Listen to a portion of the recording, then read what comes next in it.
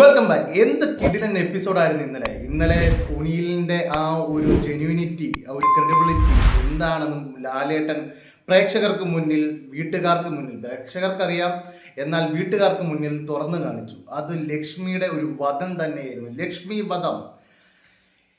ഒനിൽ എന്നുള്ള ഒരു ജെന്യൂൻ പേഴ്സന്റെ ആ ഒരു ക്യാരക്ടർ അസാസിനേഷൻ ചെയ്ത ലക്ഷ്മിയെ ഇന്നലെ തൂക്കിലേറ്റി എന്ന് തന്നെ പറയാം. അത് ഒരു ഭാഗത്ത് നിൽക്കട്ടെ.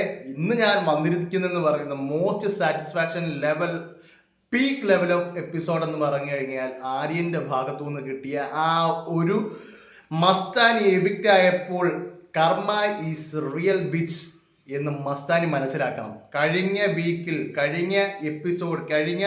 വീക്കെൻഡ് എപ്പിസോഡിൽ മസ്താനി അപ്പാനി ശരത് ഔട്ടായപ്പോൾ ഉണ്ടാക്കി കാണിച്ച കോലാഹലങ്ങൾ, സന്തോഷ പ്രകടനങ്ങൾ, എന്നിട്ട് ബിന്നി നെക്സ്റ്റ് വീക്ക് തൻ്റെ എന്നുള്ള ആ ഒരു പറച്ചിലുമൊക്കെ ഇന്ന് മസ്താനി ഔട്ടായപ്പോൾ ഞാൻ ആദ്യം കരുതി ആരും ഒന്നും ചെയ്യില്ല, ജസ്റ്റ് ഒന്ന് കളിയാക്കി വിടും. ബട്ട് അവിടെ എന്നെ അക്ഷരാർത്ഥത്തിൽ ഞെട്ടിച്ചത് ആര്യൻ എന്ന പ്ലെയർ അതിന് പ്രതികാരം ചെയ്തതാണ്.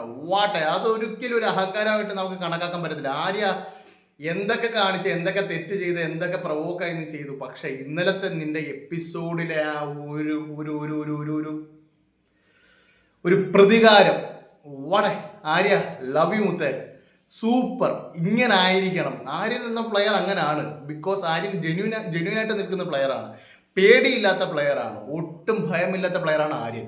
അതുകൊണ്ടാണ് ആര്യൻ ഇത്രയും, ആരൊക്കെ എന്തൊക്കെ ഞാൻ വെച്ച് ബിന്നിയൊക്കെ സന്തോഷം കൊണ്ട് കാണിക്കും, എന്തെങ്കിലുമൊക്കെ കാണിച്ച് കൂട്ടുമെന്ന് വിചാരിച്ചിട്ട് പോലും ആര്യനിൽ നിന്നാണ് നമുക്ക് ഇന്നലെ ആ ഒരു പുലിക്കളി കാര്യങ്ങളും അതെല്ലാം ട്രിബ്യൂട്ട് ചെയ്തത് അപ്പാനി ശരത്തിന് വേണ്ടിയാണ്. ആര്യ ലവ് യു മുത്തേ, സൂപ്പർ സൂപ്പർ, ഒന്നും പറയാനില്ല. കിട്ടിയില്ല ഒരു റിയാക്ഷൻ തന്നെയായിരുന്നു നീ ഇന്നലെ കാണിച്ചത്.